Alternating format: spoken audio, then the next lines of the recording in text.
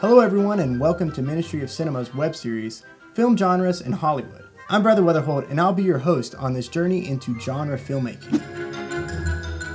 In this episode, we traverse the dark alleyways and underworld of the crime film genre. At its core, the crime genre exposes the vices of ambitious, often streetwise, mostly materialistic, and always self-destructive heroes and villains. Set in large, urban areas, these films turn the great American success story on its head. In a sense, the crime genre answers the American dream with an American nightmare. Fatally flawed, the heroes and anti-heroes of these films often confuse the boundaries of right and wrong, light versus dark, and good guy versus bad guy.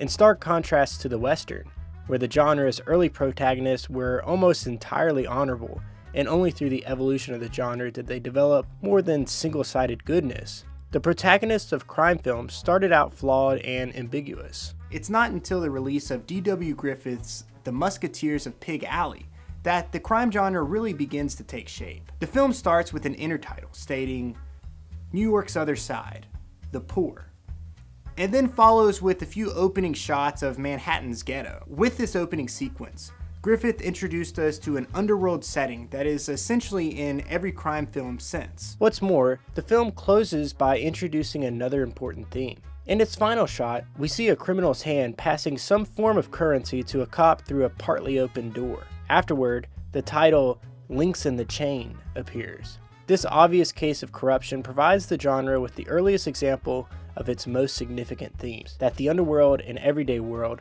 are actually connected.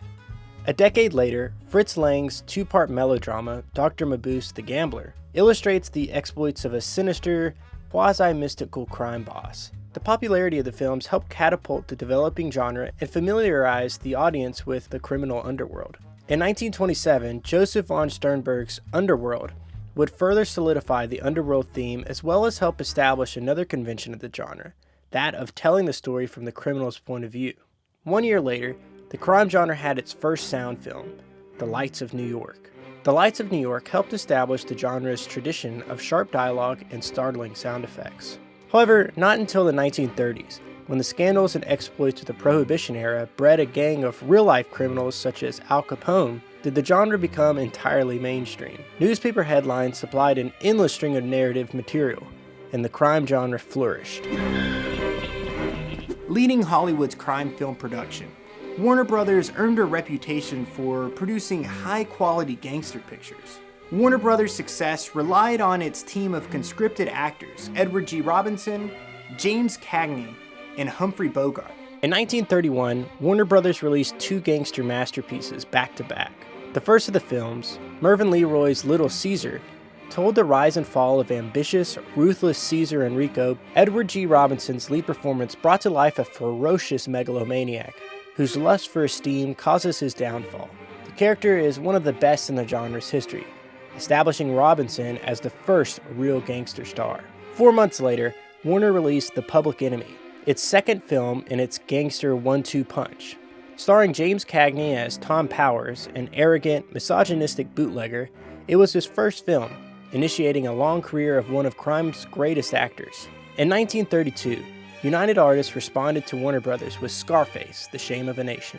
Directed by Howard Hawks, the film stars Paul Muni as Tony Clement, another canonical gangster protagonist who self-inflicts his own demise through his fatal flaws. The film, like the previous crime pictures of Warner Brothers, showcased a high level of violence and misogyny, as they sought to shock audiences through the protagonist's scandalous lifestyles. This soon changed with the dawn of the Motion Picture Production Code, a list of ethical standards commonly referred to as the Hays Code, after its chief enforcer, the president of the Motion Pictures Association of America, Will H. Hays. 1938's Angels with Dirty Faces provides an example of the code's early impact on the genre. Starring James Cagney, Pat O'Brien, and an upcoming Humphrey Bogart, the film is a moralistic tale of two childhood friends who took different turns in life, one becoming a criminal, the other a priest. Through the rise of crime's most pronounced subgenre, film noir, Hollywood used visual metaphor suggestively as a work around the code. For starters, film noirs have a conspicuous visual style, represented by a harsh, low-key lighting scheme, silhouettes, smoke, and stark compositions, the films stand in blatant contrast to their contemporaries. Along with a clear visual style, noirs typically shaped narrative elements and character types. For instance, the conflicted, existential male protagonist, or the femme fatale, an archetype of seductress shadow. John Huston's The Maltese Falcon provides a fitting starting point for tracing the influence of film noir. In the film, private investigator Sam Spade, played by Humphrey Bogart, follows the obsessive quest of three individuals in pursuit of a falcon statue of mysterious importance. Many popular film noir tropes appear in the film: the femme fatale, the conflicted protagonist, the innovative lighting scheme, and more. Also, the Maltese Falcon employed another important plot device, that of the MacGuffin, an object of desire which drives the film's characters, despite little explanation or reason. The MacGuffin is commonly used in many genres, particularly the crime genre. 3 years after The Maltese Falcon, Billy Wilder, one of history's great studio directors, released Double Indemnity, the standard bearer of future film noirs. The film, which involves Fred MacMurray and Barbara Stanwyck in their insurance fraud conspiracy, perfectly presented all the necessary elements of the subgenre. 6 years after Indemnity, Wilder released his other landmark noir, Sunset Boulevard. Sunset was an introspective look at Hollywood's inner workings. By this time, the subgenres of film noir and screwball comedy had mostly eroded the influence of the Hays production code. Crime films such as Walsh and Cagney's The White Heat and Fritz Lang's The Big Heat were able to show a level of violence forbidden up to that point. By this time, a new director was making his name in Hollywood: Alfred Hitchcock. Famed for his innovative editing and cinematography, psychologically rich characters, suspenseful narratives, and much more, Alfred Hitchcock would become the great Hollywood crime director. Like many film noirs, Hitchcock's films often featured a wrong man protagonist, generally a normal guy who was inadvertently thrown into the mix of some great conspiracy or crime. Unlike the gangsters of earlier crime films, these characters were overtly sympathetic, played by Hollywood's most likables, such as Gary Cooper or Henry Fonda. The most notable of these actors was James Stewart. The pairings of Hitchcock and Stewart, much like the previous director-actor duos of Huston and Bogart, or Walsh and Cagney, established an entirely new type of crime picture. In Rear Window and Vertigo, Stewart plays the quintessential Hitchcock protagonist, sympathetic, noble, but with some physical impairment, whether crippling or vertiginous. These films are among not only the crime genre's best, but the best of any genre. The 1960s mark a changing time in not only the crime genre, but cinema as a whole. Films like Jean-Luc Godard's Breathless were redefining the rules of filmmaking. Hollywood adapted with a new set of filmmakers and what would come to be called New Hollywood. These filmmakers grew up on pictures from Hollywood's golden age, as well as films from the foreign wave. They brought a breath of fresh air to Hollywood, influencing and reinventing every classic genre. In 1967, Faye Dunaway and Warren Beatty starred as Bonnie and Clyde in one of New Hollywood's first films, Bonnie and Clyde. Bonnie and Clyde took a revolutionary approach to sex and violence, flying in the face of the Hays Code.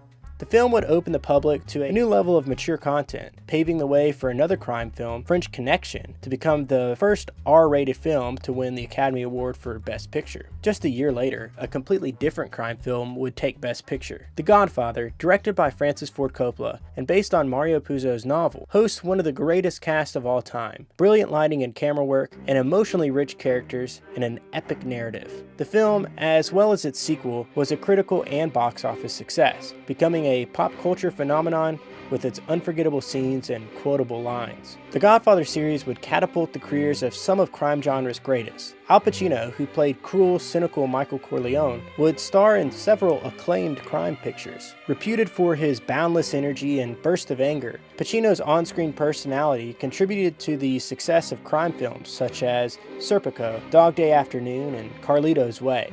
Perhaps his most iconic role, one in which he might best be remembered for, even over his performance as Michael Corleone, was as Tony Montana in Brian De Palma's Scarface. Pacino would later team up with fellow Godfather alumnus Robert De Niro in Michael Mann's 1995 thriller, Heat. De Niro by this time had become the premier crime actor of his generation, playing an ambitious, intrepid Italian immigrant in Godfather Part 2 and Sergio Leone's Once Upon a Time in America. However, perhaps his most notable work came in collaboration with New York director Martin Scorsese. Beginning in 1973 with Mean Streets, the collaboration of De Niro and Scorsese has spanned decades as one of cinema's greatest actor-director teams. 3 years after Mean Streets, Scorsese directed De Niro in Taxi Driver, a dark, idiosyncratic picture following the exploits of confused anti-hero Travis Bickle. If Taxi Driver isn't Scorsese and De Niro's greatest collaboration, then that distinction must go to the pair's sprawling gangster epic Goodfellas. With a mastery of camera work and character, Goodfellas explored the underground of New York's gangsters with equal parts humor and intense violence. Scorsese's follow-up to Goodfellas, the less spectacular Casino, showcased Joe Pesci and Robert De Niro once again in a Las Vegas melodrama involving the career of Sam Rothstein, casino manager.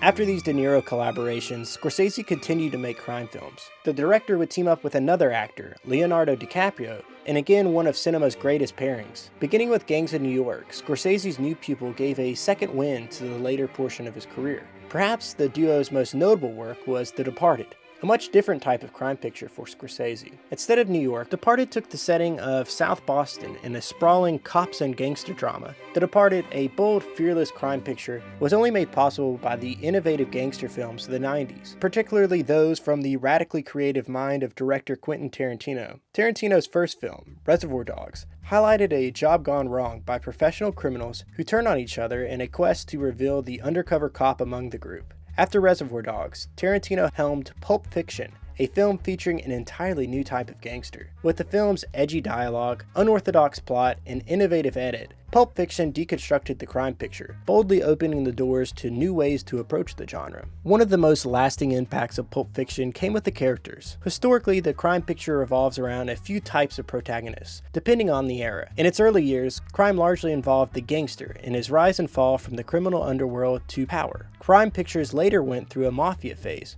where many notable films centered on wise guys and mafia bosses. Now, after the breakthroughs of films like those of Tarantino, crime pictures have expanded their narratives to different protagonists. A recent example of this comes with the recent crime films focusing on a different type of criminal activity, white-collar crime. In films like The Wolf of Wall Street, the crime genre has been turned on its head, showing a different type of criminal manipulating capital markets. After surveying the crime genre's history, a recurring theme comes to light. This theme is most obvious in the rise and fall of the gangster. Through his self-destructive lust for wealth, crime's prototypical hero provides a stark critique of capitalism. Remember, it is the byproduct of modern capitalism, the inner city slum, that fostered the great crime protagonist. In a sense, crime and gangster are the natural consequences to capitalism's exploitation of labor. To paraphrase Robert Warshaw, the gangster is the no to the great American yes, which is stamped so largely over our culture.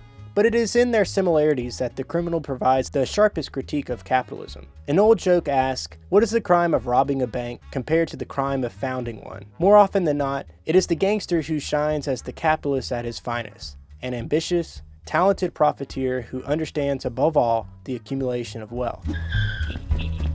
Perhaps it is in this day and age, this second gilded age of bankers and bailouts, that the crime genre is needed more than ever. At its worst, the crime genre exploits the audience's lust and desire for hyperviolence and scandal.